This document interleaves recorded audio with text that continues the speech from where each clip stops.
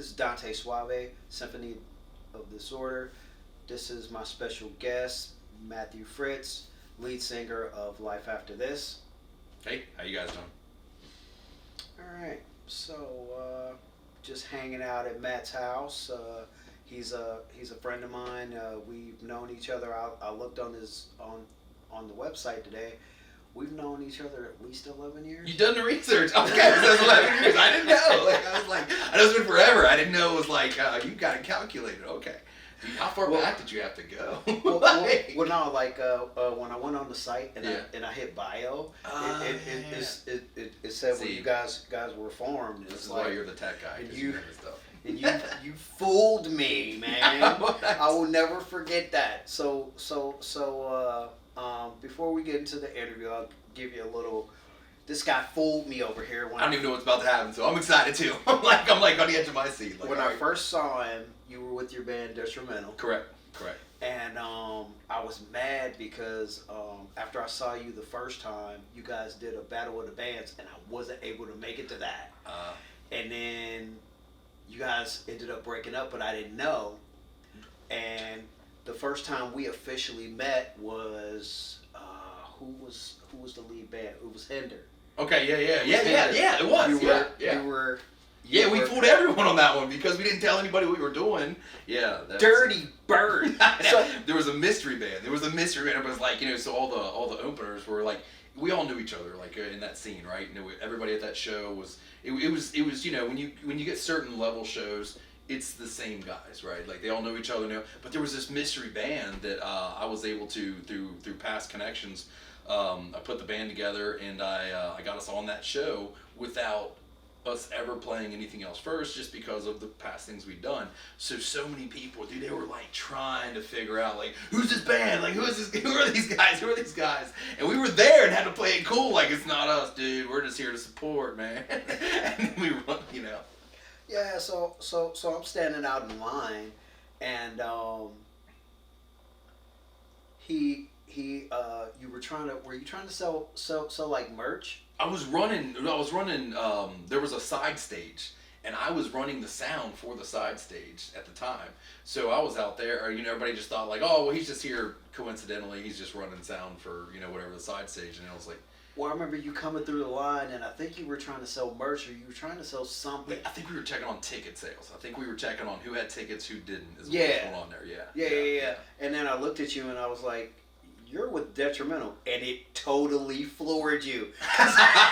You stopped and you were like, oh, what? How did you know? It's like, which I get it, but and then we started talking, and you still fooled me because I was like, what are you doing here tonight? It's like, oh, I'm just hanging out. I always like that helping out with stuff. Yeah, you always gotta like helping out with stuff, and I'm like, okay.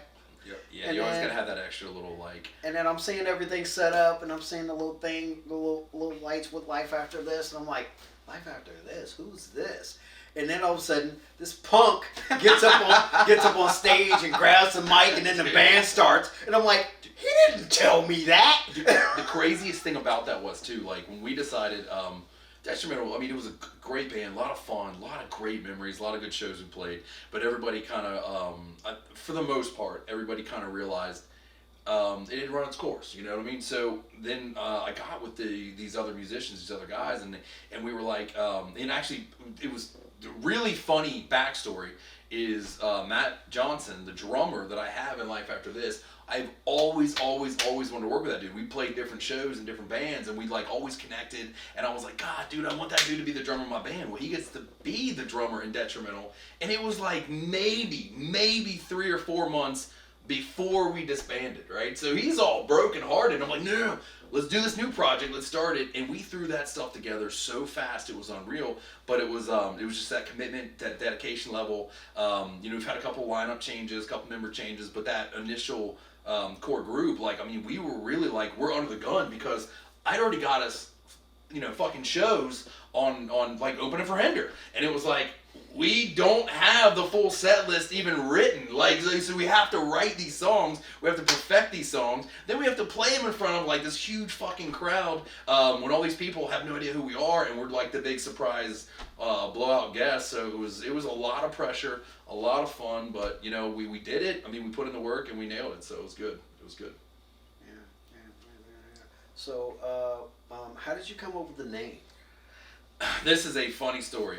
This is a very similar to. I didn't realize it at the time. When we did the name, didn't realize it at the time. It was very similar to the kind of the story of Queen, right? How they come up with a name where Freddie Mercury honestly, he kind of went around and duped everybody, right? Like he just kind of tricked them all into saying everybody else agreed. Like, why don't you just go with this? We were coming up with like we were okay. So we're a conglomerate of bands that were kind of prevalent in the area, and then we're like, all right, well, we're doing something totally new. It's like a new birth, it's like a new beginning. So it's life after. We had the life after part, and we just couldn't like agree on what name to go with, you know.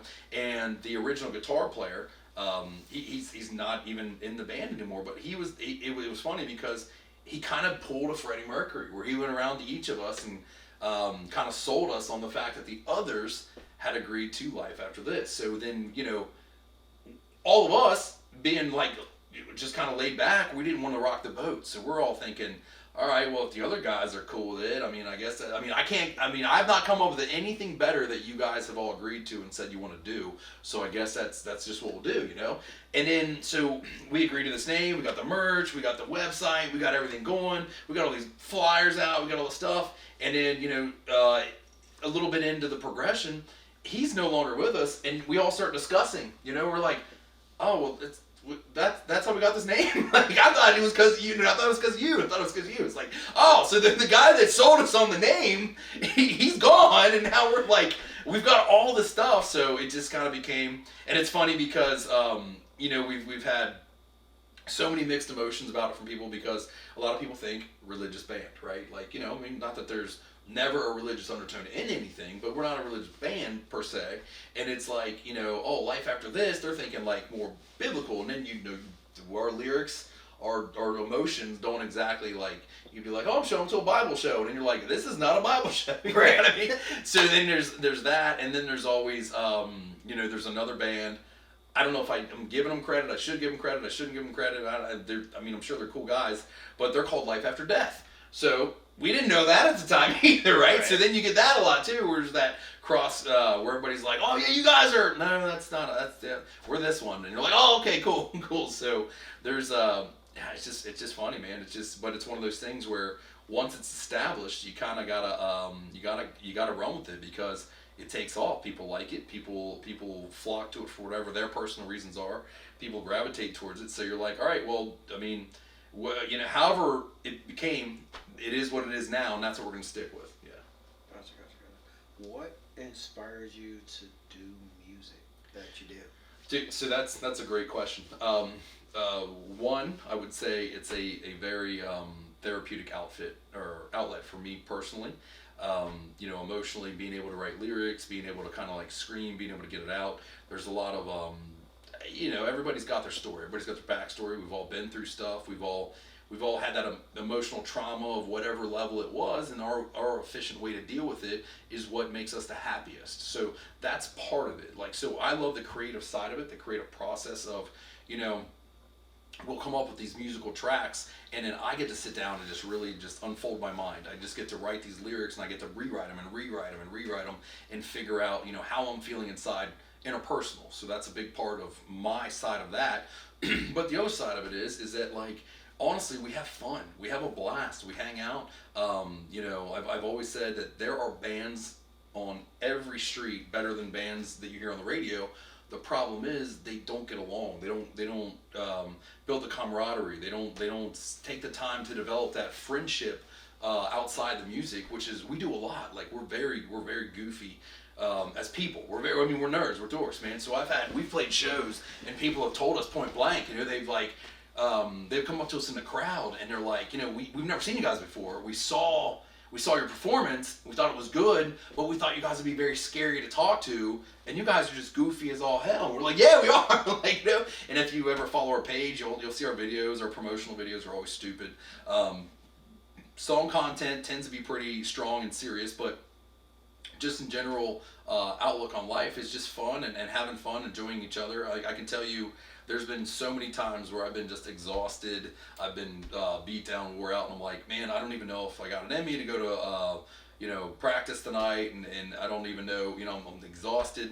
And then you get there, and it's just that lift of your guys, you know what I mean? Your friends, you're like, what you got there, and we just have that connection where we all respect each other. We all have open-minded ideas. We all give each other a fair say, and it really works out very well. And it's honestly, I guess the way I equated it to someone the other day asked me a similar question. It's kind of like, well, you guys are not like, 16, you're not 17, you're not 20, like, what makes you think that, you can continue to do this and you're going to get signed by some major label? And it's like, well, is that why we're really doing it? You know what I mean? It's kind of like if I walked up to a group of guys in their 40s that would say that to me, and then I would say to them, well, you guys go fucking golfing every Sunday. The PGA Tour ain't looking to pick you up. You're just having fun hanging out with your boys. And essentially, at the end of the day, that's what we're doing. We're just trying to better ourselves and enjoy ourselves. And so why take that away if it's something if it can be both therapeutic, beneficial, build the camaraderie, and just have fun and create a lot of laughter and good enjoyment, something where other people also enjoy.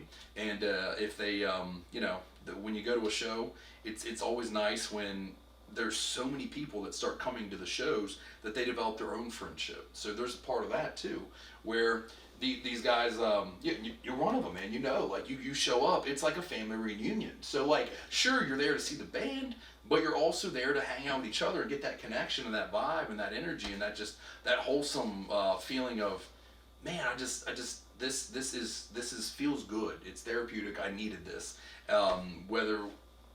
Wherever you're coming from, whatever aspect you're getting out of it or putting into it, as long as it's healthy and happy for you, why in the hell would you not do it? Yeah, there's been plenty of times where I've come to a show and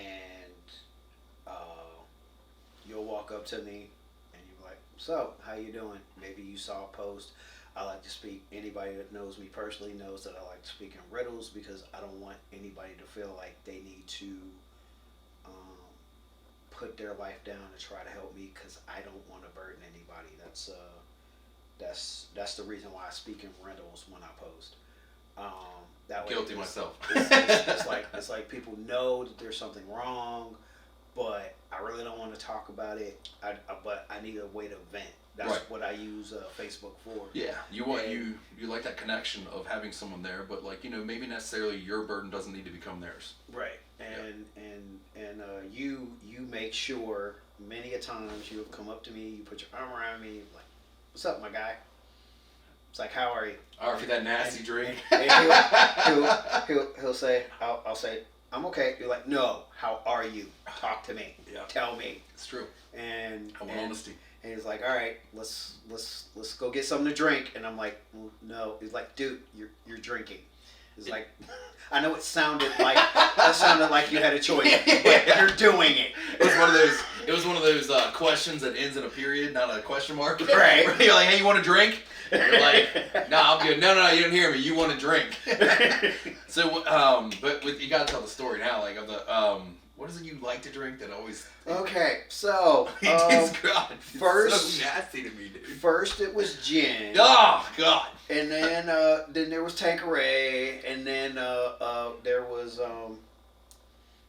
and I still would love to have been a fly on the wall when you walked in to get me what you got me. But apparently you got me a special one. You got me a Hennessy Cognac. Yes, sir. Yes, got sir. me a Hennessy Cognac. Dude, and I told you, super special. From the day one, I hate all that shit. Dude, we tried to do shots together, and it was like, all right, don't do a shot of this if you do a shot of that. And you're like, all right, cool. And then you're like, oh, how do you drink that? What are you doing? Like, you trying to poison me? Is this legal? Are we allowed to sell this? But dude, it's your thing, so I'm in, man. I'll get it for you, but I just can't. I'm not doing it. And just that, like I've told you guys many a times, Shout out to Thomas Ray and Matt Johnson. Correct. The other members of Life After This. Wish you guys could be here. You guys just don't know how much this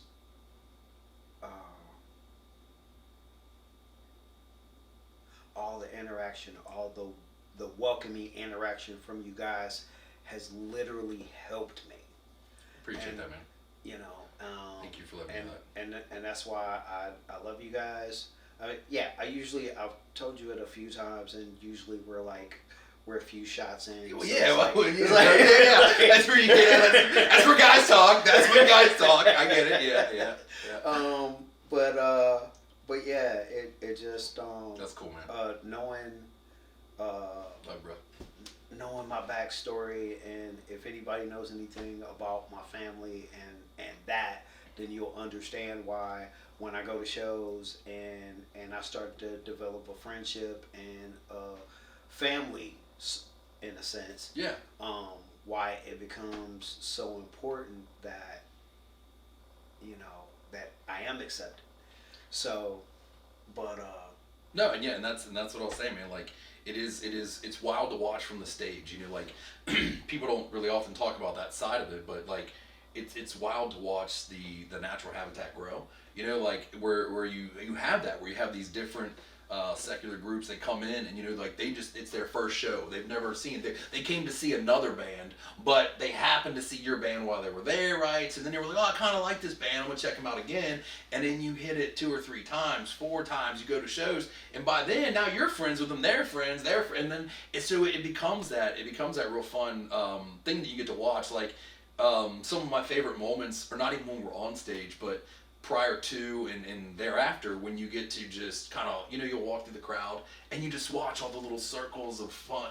People, how you been, man? I ain't seen you for since the last show, and there's a certain value there that holds, where you get to say, man, that's just really cool that we had a part in creating an environment where that got to happen. You know what I mean? That little bit of just like, I got to see some friends, I got to do a little healing, I got to blow a little steam off my chest. You know what I mean? And it's honestly it's very powerful. So when you get back to the question of like, what makes you guys do this, there's so many dynamic levels of why we do what we do that it'd be impossible to just pinpoint to like, I would like making music. I mean, come on, that's surface level. Like there's so many layers to why we do it, and so many different levels of appreciation that we get out of it, because of different values of every aspect of it, and it's really, really enjoyable. I mean, I can't, sure, it's stressful. There's a lot of work. There's a lot of hours that go into it. There's a lot of money that goes into it. That old saying, right? You know how you make $1 million in the music industry? You start with $3 million. You know what I mean? Like, that's just how you do it. Like, we're not by any means getting rich doing this, but there's some enrichment that comes from doing this. Gotcha. If you weren't doing music, what would you be doing? Oh, Jesus. Am I legally allowed to? It might be incriminating. I don't know if I can. I'm not prepared to answer that question. I need a lawyer. Can we call him? Do you have a lawyer? I don't have a lawyer. I don't have a lawyer. All right, we gotta, hold on. Let me think on that. Before I don't need to be ending up in prison over this interview.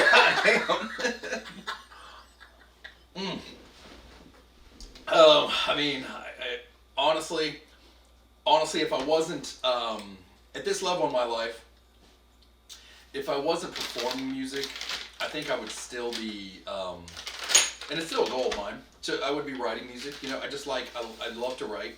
I love, I just love to write. I love to get ideas across. I love to play with words.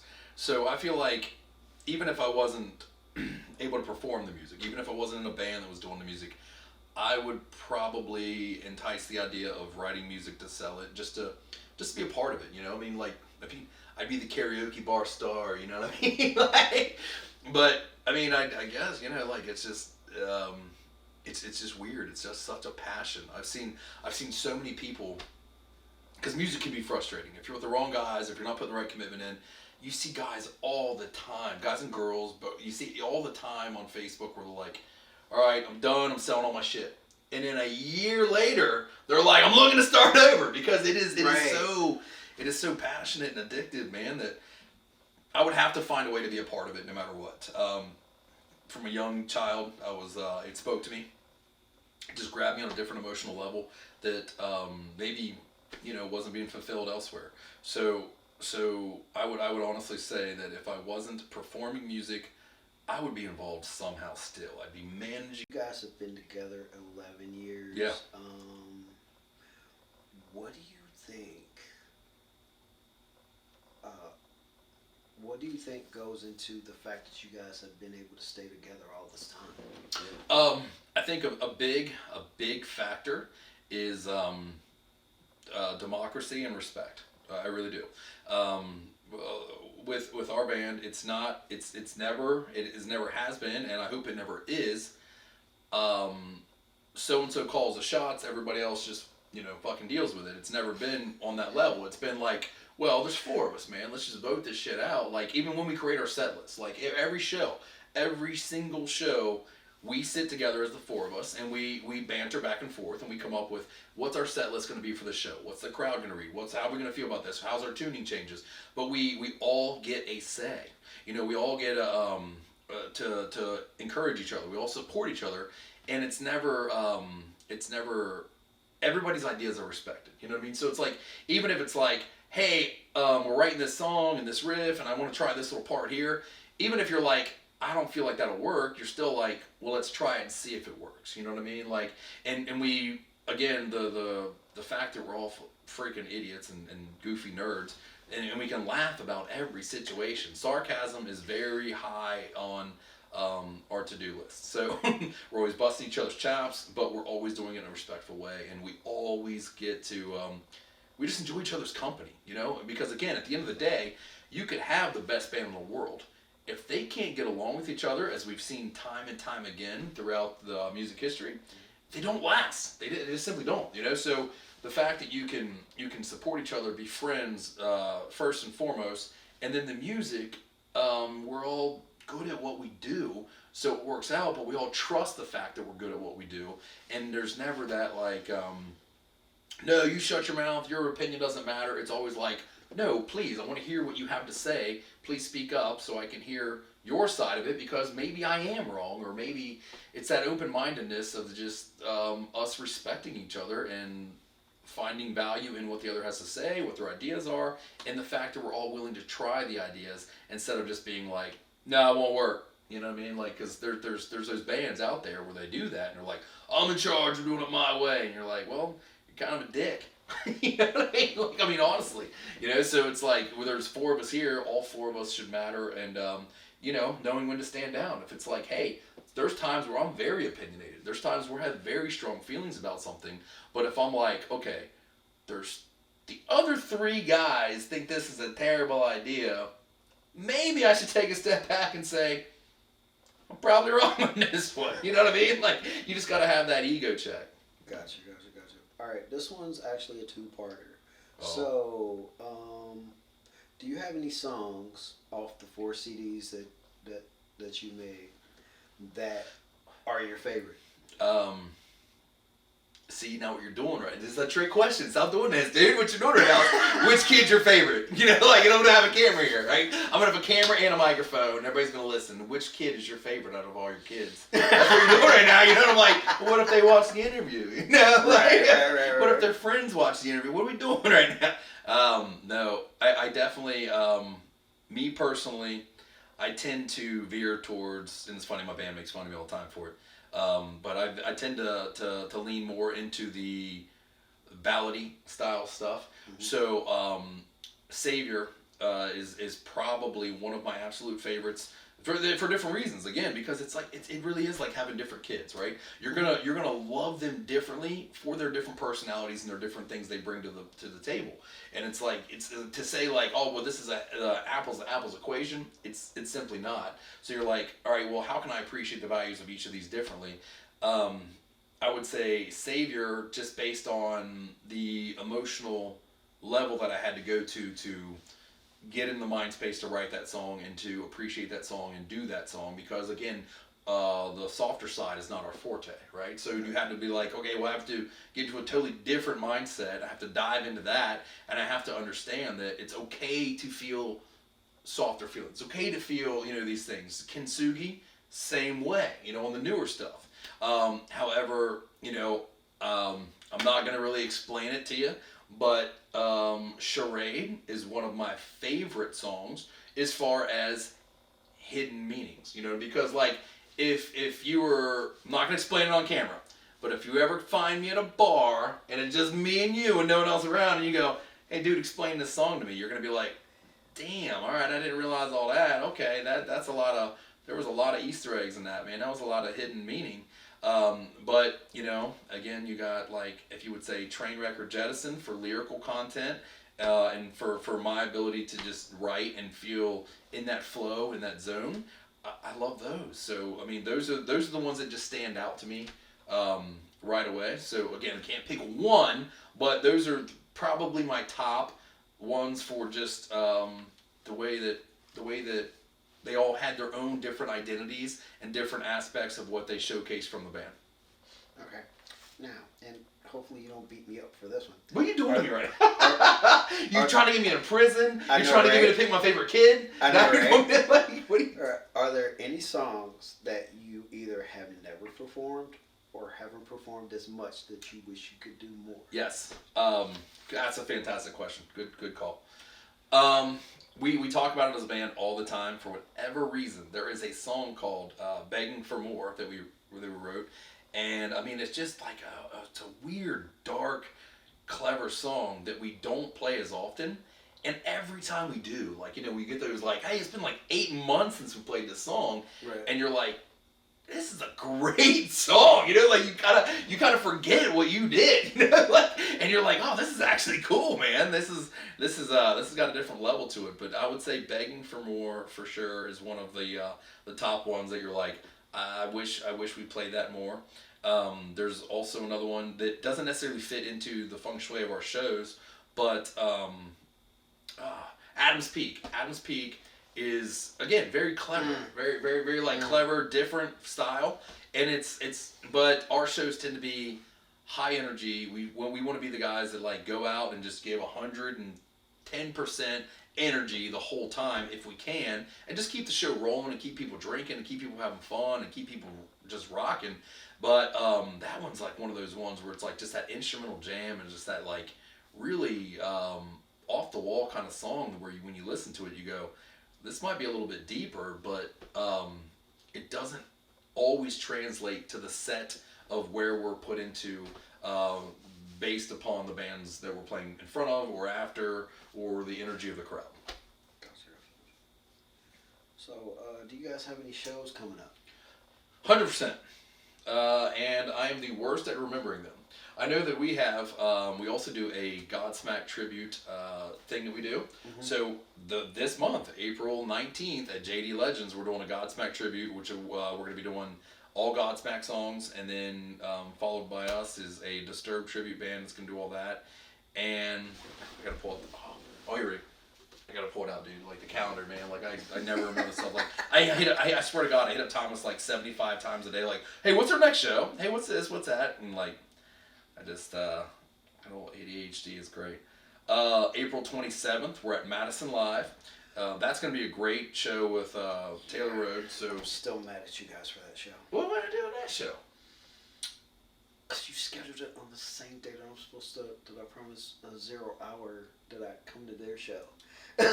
Sorry.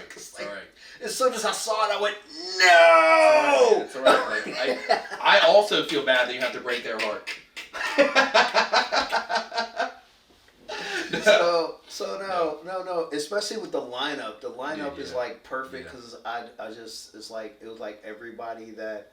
It's gonna be a fun show, man. Yeah. Taylor Rhodes, they're good people. They're just freaking fun, dude. They're just freaking fun dudes. They totally are. All right. That's kind of one of them. Like, even if you're like when you're not on stage and you're just hanging out backstage or in the crowd, you're like, this is a fucking blast the whole time. Yeah, it is. Yeah. Yeah. And that's another thing that I like about local shows, the personal. Yeah. Yeah. Because like most of them, even after they perform, They're right there. even if they're one of the openers, they will come and they will Yeah. watch everybody else, and you can drink and you can hang out and you can have fun. You could develop a friendship, and it's literally like it's that feeling of, oh, I'm with this national band, but it's on a small level, especially if you go like every time they perform, and then you develop that friendship, and then you become Facebook friends, and then Right. you're hanging out, you're taking all kinds of crazy pictures, which I'm going to have to I'm going to, with this interview, I'm going to post one of the first pictures Oh man. that I did with you guys. Oh man. And Did I have hair? did you have hair? That's the. I don't remember, but I know that every time it shows up in my memories, Yeah. everybody laughs at it because of the little stupid little Dude, bold things that yeah. I did with it, but it kind of showed. Shout out to Angela. Shout out to our boy Dubbers. Love Scott you, Dubbers, Dunn. man. Yep, Scott Dunn. absolutely. Love you, man. But yeah, that was like one of the first pictures that I had with the band, and we took like 3 or 4 of them, and it was around Christmas, because I remember Angela had the Christmas hat on her head, and you know, we were in the moment, we were having a great time, and again, that goes back to just like when you can do a show and everybody just comes together and has a good time, fun, energy release, like just, and we like, you know, just let it out on the floor. Like, you know, you had a bad day at work, you had a bad day dealing with whoever in your life that you don't like, but like, you know, or causing you problems unnecessarily, or whatever bills or whatever problems and stress you're dealing with. You go to a show like that and you're surrounded by loved ones. Even if they're strangers at first, they're loved ones, you know, they're friends, and then you get to experience that connection, that acceptance, and it's just in that moment, all of it goes away, all of the stress, all that BS, all of it just goes away, and you get to just have fun and just be a human being, which is what you're supposed to do in life, and you get to just say like, I'm glad I was here, I'm glad I came, yeah. all right, gonna get a little personal a little bit. Oh, I thought we was about done. Oh, we're getting personal. Okay. All right. Family. You have a family? Oh well, yes, I do. Wife and 2 kids. Love the family. Yeah. Wife and 2 kids. 2 kids are, you know, of course, everybody wants to brag on their kids. No one ever wants to hear someone brag on their kids about how great they are and smart they are, but they're fucking brilliant. But I spend a lot of time developing and working on them, because, you know, I feel like that's a structure that we've lost, you know, as a society, where like my kids, you know, we work on engineering kids, we work on just things, it's really fun, because I try to force them to explore the outlets of their minds, right, the capacities of their minds, without overbearing them. Like, it's funny because even my son, you know, I'm in a rock band, right? And I try not to impose upon him that this is the style of music, this is the band you listen to, this is the whatever. I want him to tell me, you know, he gets exposed to all kinds of music so that he can pick his own. He can choose his own flavor. He can choose his own whatever he wants to see.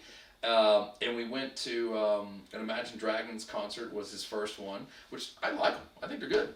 But I didn't force him like, oh, you gotta like Disturbed, you gotta like, you know, whatever. It was just like, kind of like, all right, cool, man, this is what you're into. Let's check it out. Let's explore it. Let's push it. Let's support it to where you can express yourself and understand your feelings, your emotions to the music, and how it feels to you. Because that's what I got to do when I was a child. So that's what I want you to do when you're a child. I don't want to be that overbearing, like, well, I do heavy metal, so you're gonna, you know, understand heavy metal. I'm like, no, that's not how it works. You get to feel your feelings just like I got to feel my feelings. Yeah. And so does it ever get difficult to like balance band life with Yes. with family life? 100%. I have a good, I will say I have a good support system. Okay, so it makes it a lot easier than it is for others. But it definitely is difficult because, I mean, there's a lot of, again, dedication and time that you put into this. So our personal band, we used to practice 2 times a week, and we would do shows on top of that. And as you know, I had 2 kids at this point. We had our second child, and I said, man, guys, I really need to cut down to one night of practice a week, and then shows or whatever they are. And I was not forced to do that. I was like, my support system said, you don't have to do that. You can just keep doing what you're doing. I'm like, no, it's on me. It's like, I choose to do that because that's the place I want to be, and that's the person I want to be. But it does definitely add an element of dynamic when it's like, all right, well, every Tuesday you guys are going to be at band practice, and by the time you get home, the kids are going to be in bed, and you're not going to see them. And then you have a show on Friday or Saturday, and there's times you want to see your kids, but there were times recently where it's kind of nice. Where my oldest son, he just turned 9, and it was this brilliant moment. It was this brilliant moment where, again, he's so there's this trend on YouTube, right, where they take like a Godzilla clip, right, and they put it with a band, a soundtrack, like Sick Puppies, Breaking Benjamin, whatever it is, right. So then the kids get introduced to this new music based upon the videos that they want to see of YouTube. And it was funny because there was a show recently where Leo went to, like, I want to say 6 months ago. And, he's used to all these YouTubers, and he's at that age, where like, oh, they do the games, and they have merch, and they have this, and they have that. And he got to go to one of our shows, and some of our friends came, brought their kids that are his age, and they're all friends and stuff. And it was really, really just like, as a dad, you had that dad moment where you were just like, dude, I just fucking slayed this shit. You know what I mean? Because like, he was like, yeah, so-and-so's got merch, and so-and-so's got, I was like, buddy, we got our own website, we got our own merch, we got our own, and he was like, what? No, like he's, because he's always appreciated. He's been to many shows with the headphones and all that stuff, but like, he got to that level where he was like, oh, wait a minute, like, you're in a band? Like, you know what I mean? Like, it was different than, like, it was like, oh, this just isn't karaoke? Like, you're in a band? And you're like, no, dude. Like, yeah, we got a website. We got freaking merchandise. We got songs on the radio. You can stream us almost any, version of whatever you stream your music on. Like, we have songs, dude. So, it was really cool because, like, his eyes are open. Like, he was super excited. And we go to the show. And we have like our merch booth set up, and we've got like posters and t-shirts and shot glasses and whatever the hell else you wanted. And he's just like, oh my God. And like, now his friends are coming up, getting autographs and stuff, right? And people, just random strangers coming up, getting autographs and posters and like, but obviously that's my prince, right? That's my guy. So I'm taking care of him the whole night. Like, he's got that, again, the headphones, and I'm like, I'm escorting him around. I'm like, and it just, there's a level of appreciation that people show you when you go to those kind of shows. And for my son to see it felt kind of nice, where he was like, wow, like this is like legit. Like, you're like, actually, this is a real band. Like, you're in a band. Like, I follow these bands, I see these bands, but you're in a band. You're like, yeah, dude. So he's still got his he's got his autograph poster hanging up in his room, like, right. So me, his dad, like, right. So he's got the whole band signed this poster of our individual shots, and it's hanging on his wall, and it's one of his like prized possessions where he's like, yeah, dude, my dad's in a band. Like, all of a sudden it's important now. Like, when he was younger, he just thought I was just like singing karaoke and hanging out with people, and then he's like, oh my God, he's like actually in a band, like the fucking bands I follow.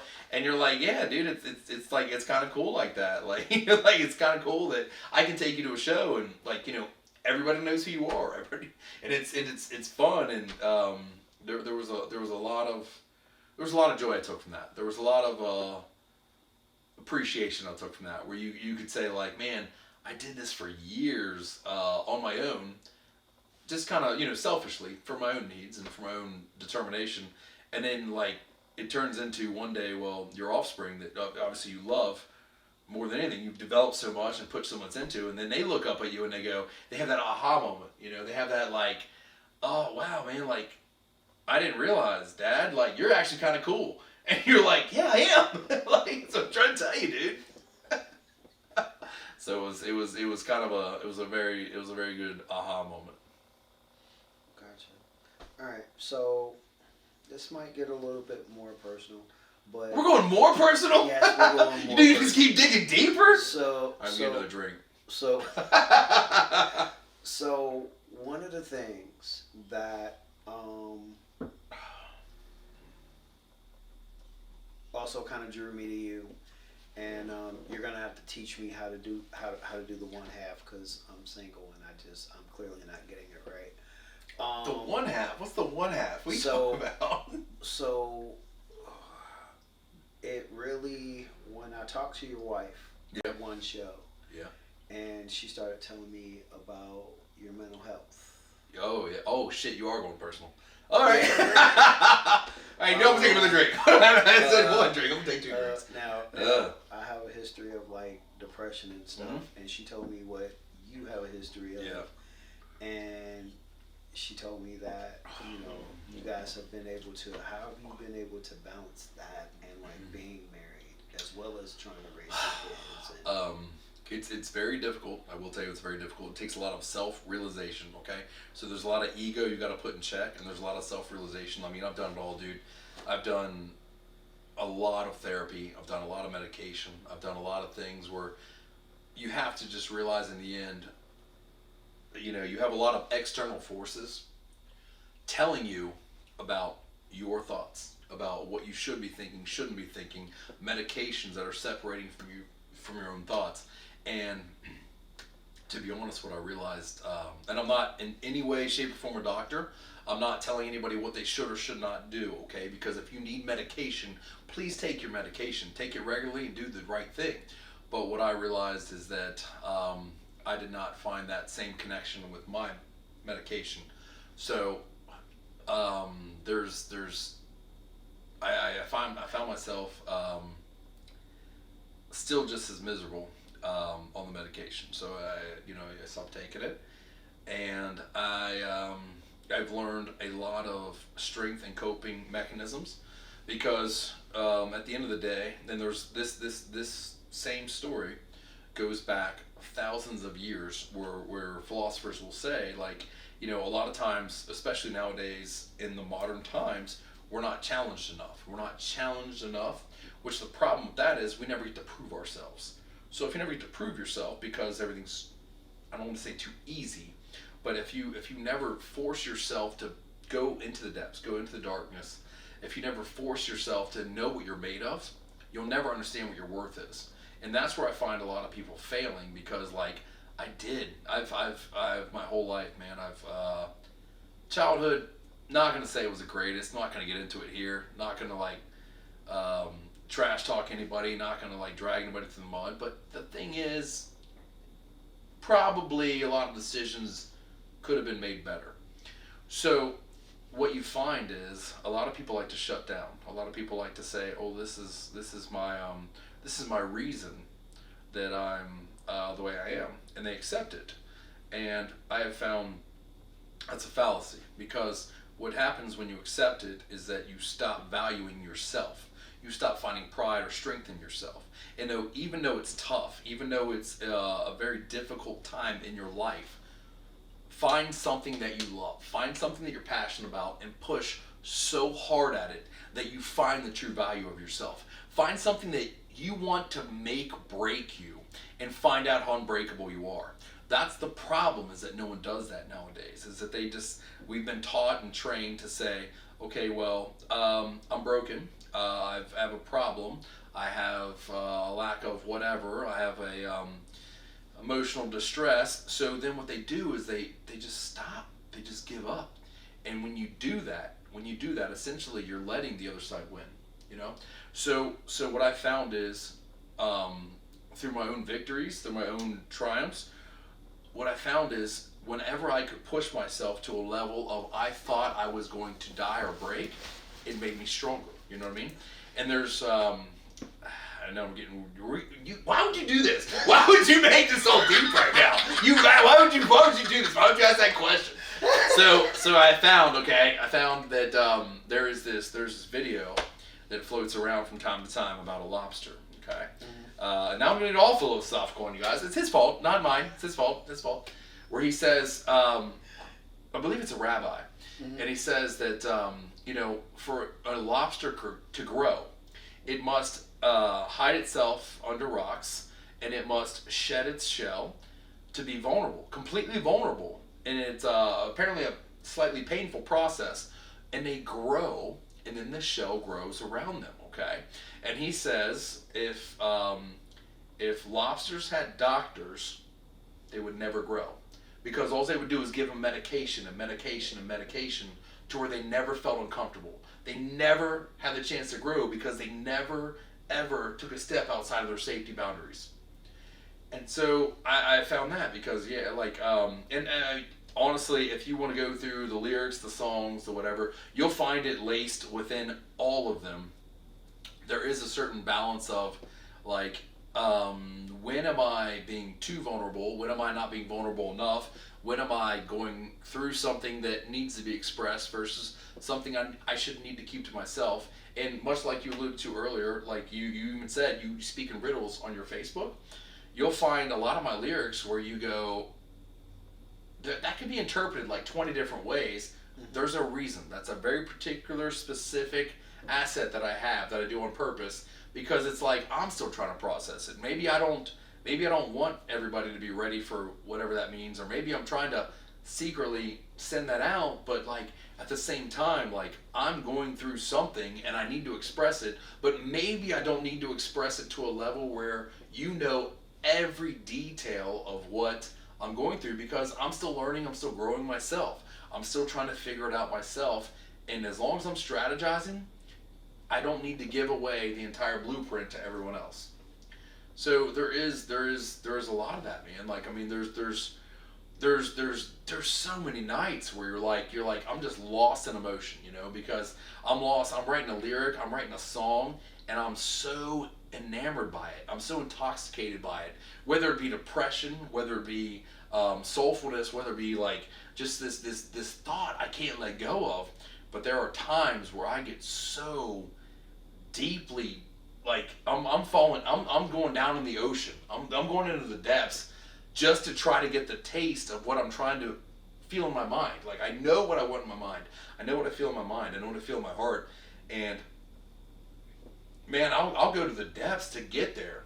But it doesn't mean everybody needs to be along for that ride, because not everybody's journey is that ride.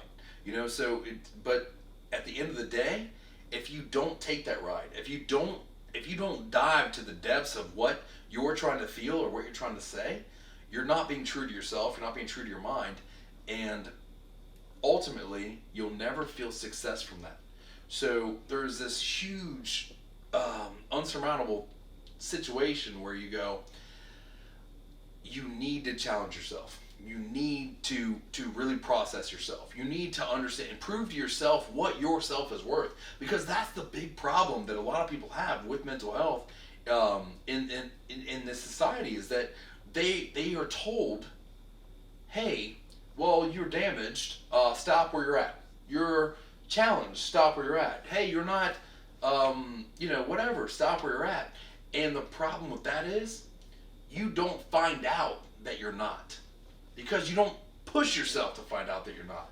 It's not until you go, I am going to just go balls to the wall, and I'm going to go full in, and I'm going to go as aggressive as I can to self-destruction, that you find out I'm not that destructive. I'm not that breakable. If you can't push yourself to that limit, if you never get the opportunity or take the opportunity or just find the way to say, you know what, I know what I think my weaknesses are, but how do I find out what my strengths are? How do I find out where my breaking point is? If you don't know where your breaking point is, you don't know your strength point is. So you gotta fucking find a way. I don't care if, and I'm serious. There's a million different ways to do this. You could say like, you know what? I've never fucking ran a marathon. I'm gonna run a marathon, and it's like whether or not you succeed is irrelevant. The fact that you pushed yourself to do it, you found your breaking point. If you're like, I'm gonna become a black belt, whether or not you succeed, again, irrelevant. What happens is you find your breaking point, you find your resilience level, you find out what your strength is. Because if you never test your strength, you don't know your strength, so you always assume you're weak. You did that, dude. You asked that question. That was on you. I know, right? Champagne. Right. Champagne. So Olive branch. we have hung out What would you say? 40 times? I'd say 40. at least Yeah, I'd say 40. something like that. You actually got me out to your house. Congratulations. I've invited you like 20 times. I know. You've never not been invited. I know. And it sucked because like each time you invited me, I wanted to go, but it was like, right. I gotta work in the morning. I have a feeling of how I know. Which you have to work in the morning tomorrow, so it still happens. I do. But I found a way to make it work. We're here in this interview. It's all awesome. So, bands that inspired you, obviously Godsmack, Dude. because you're a Godsmack cover band. Dude. So let's talk about it. So Dude, we went down your question. Oh, dude, it's like laced with perfection is the way I would say it. Laced with perfection. So yeah, obviously, you got your Godsmack, your Right. Disturbed, all that stuff. Yeah. But I'll tell you right now, the one band that off camera, again, if you want to meet me in a bar and ask me the same question, you're gonna get a different response. Okay, it's gonna be much more depth, and you're gonna be like, I wish I didn't have, like this dude is just drunk rambling. But I will tell you the band that probably influenced me the most, or the person I should say, would be Scott Weiland from Stone Temple Pilots. And here's why. Because I've alluded to this in the past on this interview even, where when I was a child, be cruising around back in my dad's car, he's listening to rock music, to his stations and stuff, and there was this certain amount of songs, right? Like 4, 5, 6 songs that I would hear on the radio, and I was just so enamored by them. I was like, it was weird because there was like this chameleon effect, right? Like where I thought they were different bands. I really 100% swear to God thought it was like, multiple different bands. And I found out it was Stone Temple Pilots. But Scott Weiland, when I got to a certain age, I realized that it's the same band. So that gave me that understanding of that like chameleon-like aspect of an album, where because there's so many albums where you put them on and you're like, it's the same song. It's like you put on 10 songs, it's the same song start to finish, and you're like, well, that's just like one long song. Like there's no dynamics there. So that's what gave us a lot of dynamic in our music that we do. That I think anyway, you guys might feel differently. But when you listen to it, you go, oh, there's like a whole different level to every song.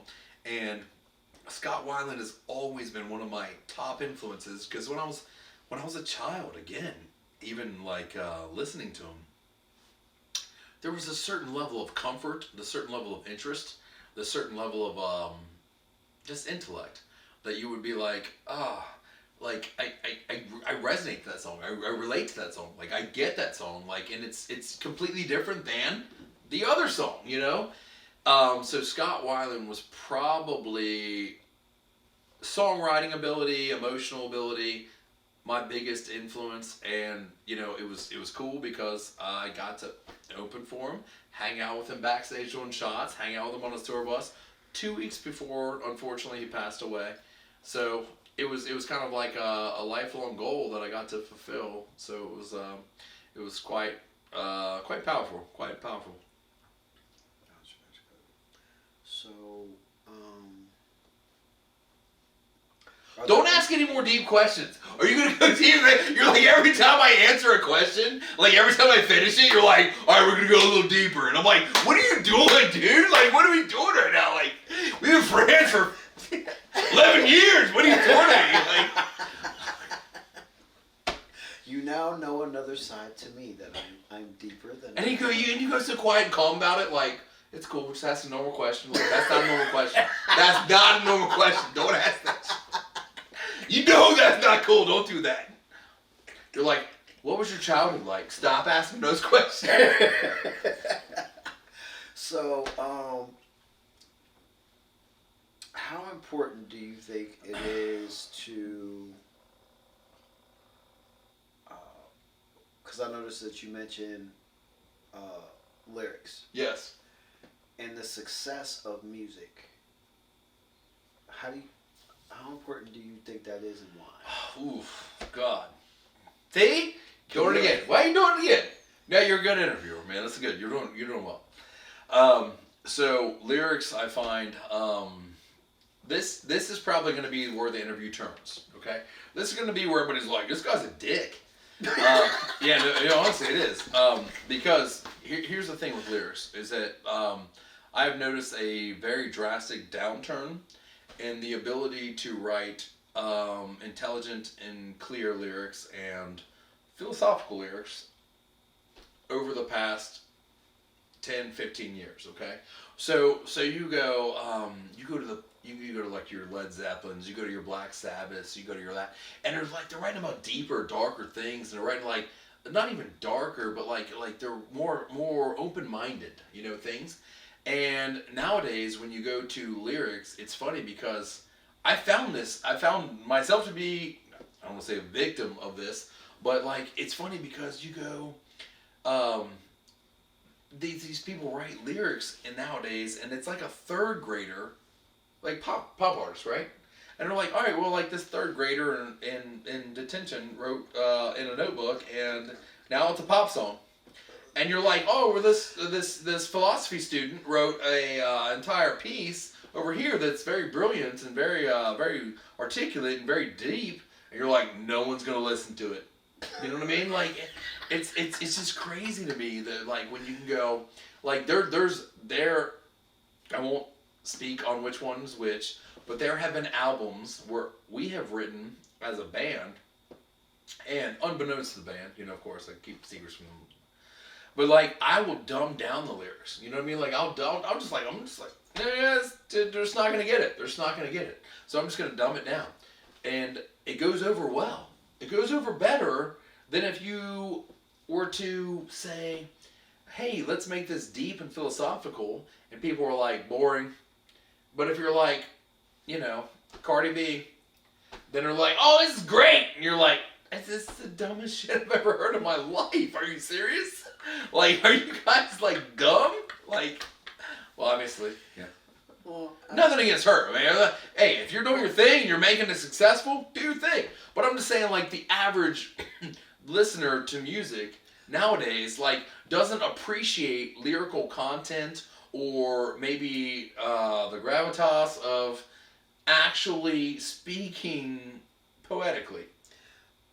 Yeah, because you have that step where people just, I just want to have fun, so I don't want to have anything that makes me think. Like, one of the situations that I dealt with, and she's probably going to kill me if she watches this, but... Well, you're killing me, so that's good. You've already put me in like 30 positions, dude. You've already put me in like 30 spots where I'm going to be like, all right, good. So we're even, almost. So the mother of my two younger boys, right. When she admitted to me that every time I would walk up to her and go, "We need to talk," and one day she looked at me, she was like, "You want to know why I don't like talking to you?" Because that tone, like, and she goes, and I goes, "Why?" And I'm like, "Because you make my brain hurt." I feel like, dude, I'm telling you, like it's insane, like. People just don't want to think, man. Like you could write a hit song right now, and you could do the most Einstein lyrics, right? And people are gonna go, Yeah, I don't get it. But if you're like, booty, booty, booty, booty, booty, booty, booty, they're like, all right, that's a hit. You're like, Right. what is wrong with you? And I kind of understand where it's coming from, because it's like because I get like that a lot. Like maybe you didn't come here to think, you know? Like when I get on my video game, I don't want. Well, it's fine, Tommy. Right? Yeah. So it's like I'll get on my video game and I'll get my basketball game and I'll get my football game and I'll take everybody's attributes and I'll put them on 99. And it's like, well, there's no challenge to that. That's the point. I have enough challenge. I have enough challenge when I go to work. I have enough challenge when I deal with my children, You're like, dude, even my adult children. So when I get on my video game, the only challenge I want is to know how bad I'm gonna beat the brakes off the computer on rookie. And so the attributes are at 99% and the level is on rookie. So I know I'm gonna win. So there's no stress there. So the question is how many points can I get per game? How much yardage? How much ridiculous? You're just like, how much yardage? How much like beat down can I do? Right. You know. So I get that, but like at the same time, you gotta be like, all right, at what level do we say, because like it can't be like that all the time, right? But at some level, like you gotta say like, all right, so that's a video game, right? Right. Ain't nobody trying to be an artist there. Ain't nobody trying to like get an expressive thought across there. Right. But like you've got to realize when the average person, like the IQ just keeps dropping. Like they've done studies. The average IQ just keeps dropping, and you go, okay, well, when do we say like, maybe we should at least care a little bit? You know what I mean? Like let's just. We'll say it in the moment. Yeah. But then the moment lasts only so long. Yeah, because ADHD. and because of ADHD or Lord knows whatever else. Right. And then we're like, okay, all right. There's too much life going on. I need some fun. I need some no pressure. But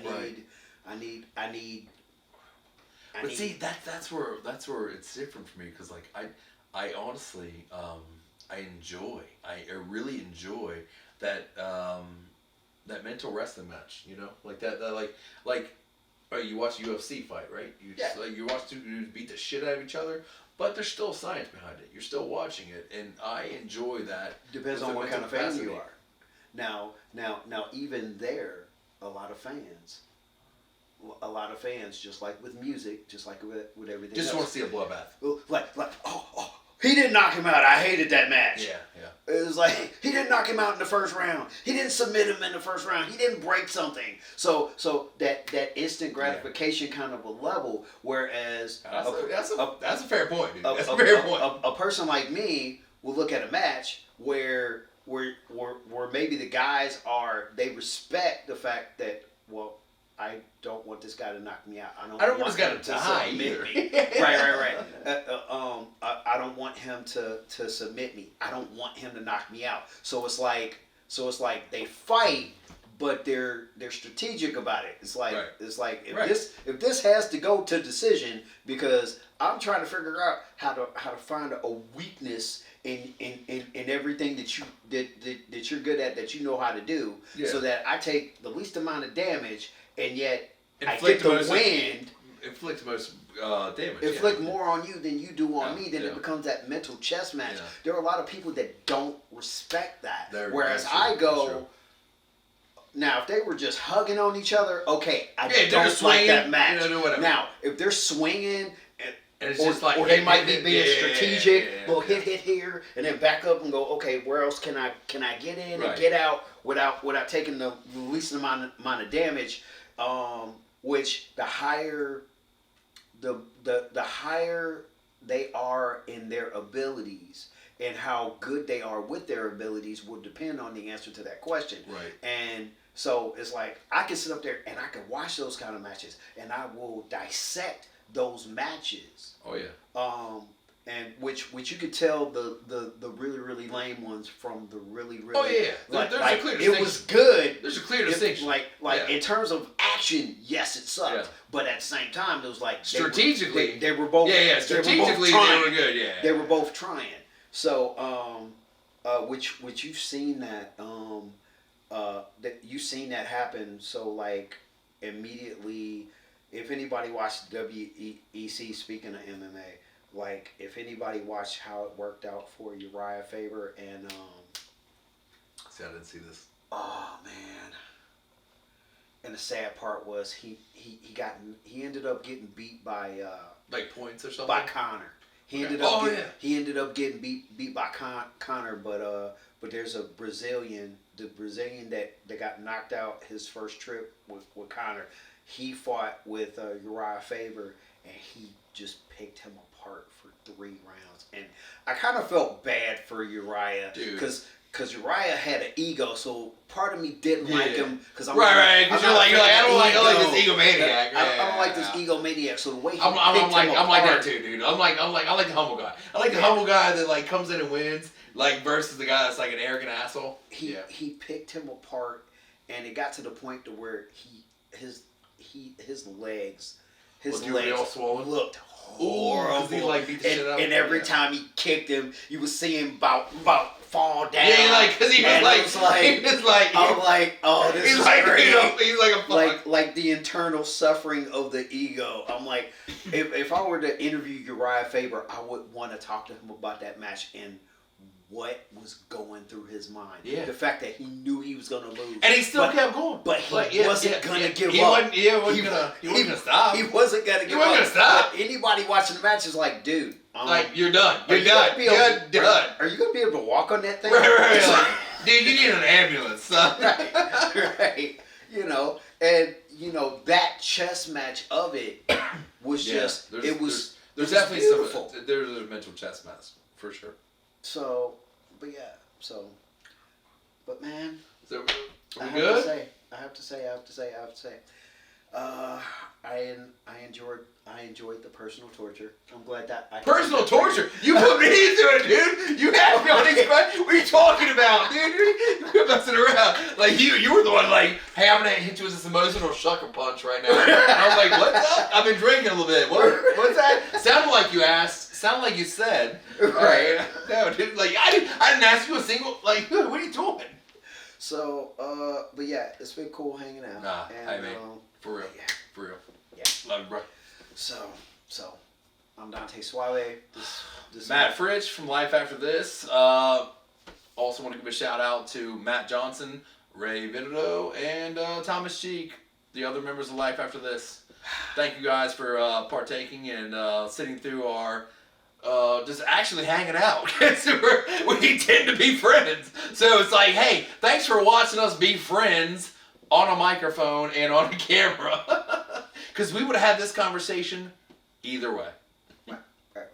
So Dante Suave, Symphony of Disorder. Matt Fritsch, lead singer of Life After This. Until next time, folks, have a good one. See you guys.